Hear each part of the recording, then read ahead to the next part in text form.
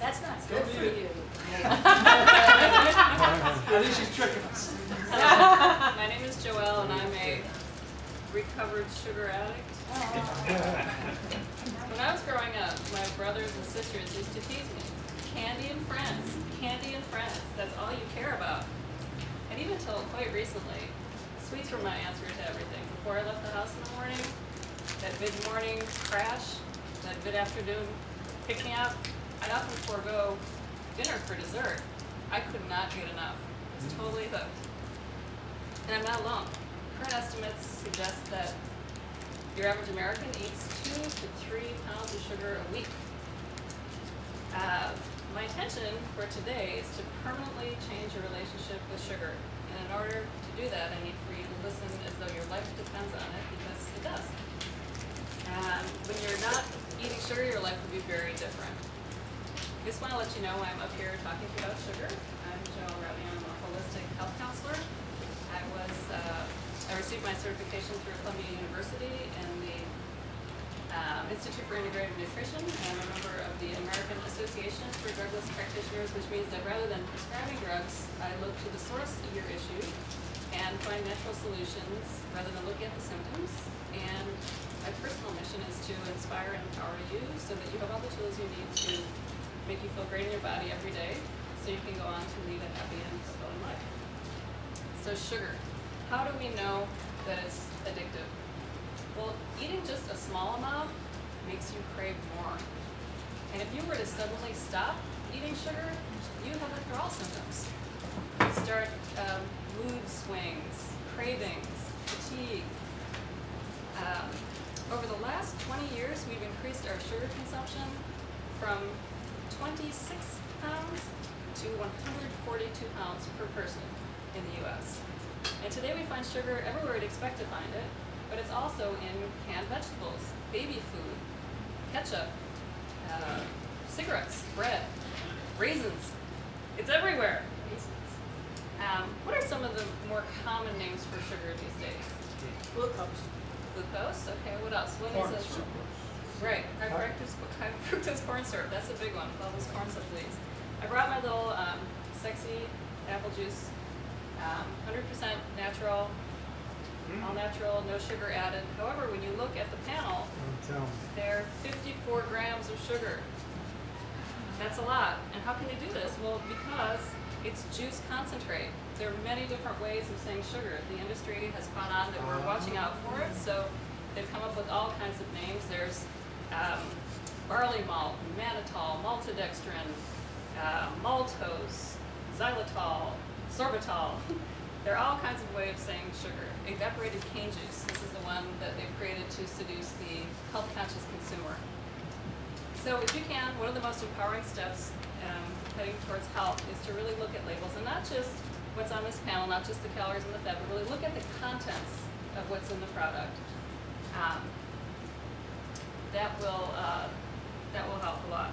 So what's the big deal? How does sugar affect our body? Well, at any given time in our body, we have about 5 liters of blood coursing through our blood vessels in our heart. And in these 5 liters of blood, we only need about 1 teaspoon of sugar to perform all of our regular activities. These blood vessels provide the transportation network for that allows your blood to carry all the nutrients and oxygen to each of the cells, and it also allows the blood to remove waste from your body. So when you regularly have more than 1 teaspoon of sugar in your blood, what happens is the excess sugar really slows down your circulation, and it's sort of like if you had thick maple syrup running through your blood vessels. It's going to create the kind of problems that would cause. And this is essentially what happens when a person becomes diabetic. In order to keep the amount of sugar floating through your blood vessels to about a teaspoon, the body is going to release a hormone. Does anyone know the name of that hormone? Insulin. Insulin, exactly. Bingo. This is, insulin's job is to restore blood sugar equilibrium. The pancreas secretes insulin anytime we ingest food that could result in sugar entering our bloodstream. But one of sugar's major drawbacks is the release of this insulin, because when this occurs, it inhibits the release of growth hormones, which in turn depresses the immune system which is not so great when we're trying to ward off disease. High levels of insulin also cause the retention of sodium, which causes the retention of fluids, which causes high blood pressure, which can result in congestive heart failure. Insulin also encourages the storage of fat.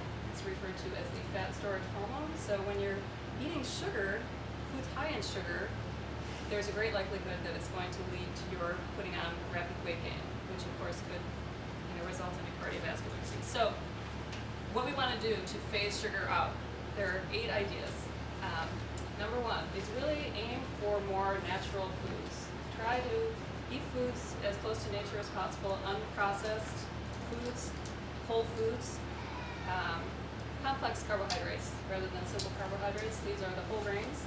They'll enter your bloodstream and be absorbed a little bit more slowly so that there's less impact on the blood sugar level. To diminish sweet cravings, an idea is to eat sweet vegetables, so carrots, sweet potatoes, yams. These will really satisfy those sweet cravings, and you're getting lots of nutrients from the vegetables. Consider eliminating all empty sugars and processed carbohydrates from your kitchen cabinets. You can also become a food detective, by looking before you buy, and really aim for 5 grams of sugar per serving. Another idea, you see a lot of the fat-free foods. Fat-free means they remove the fat, but it's actually replaced with sugar. There's usually 2 to 3 times the amount of sugar in any fat-free item. Avoiding sugar is the easiest, safest, and most long-lasting way of staying slim. If you want to lose weight, it's really just avoid sugar. And know that when you crave sugar, it's actually your body letting you know that it needs protein. Usually you're lacking protein when you crave sweets. So it really doesn't matter what disease we're talking about, whether it's cardiovascular disease, it's cancer, it's osteoporosis. The root is always going to be at a molecular or cellular level. And more often than not, insulin has its hand in it, if not is controlling it. So know that you are all sweet just the way you are, no sugar added.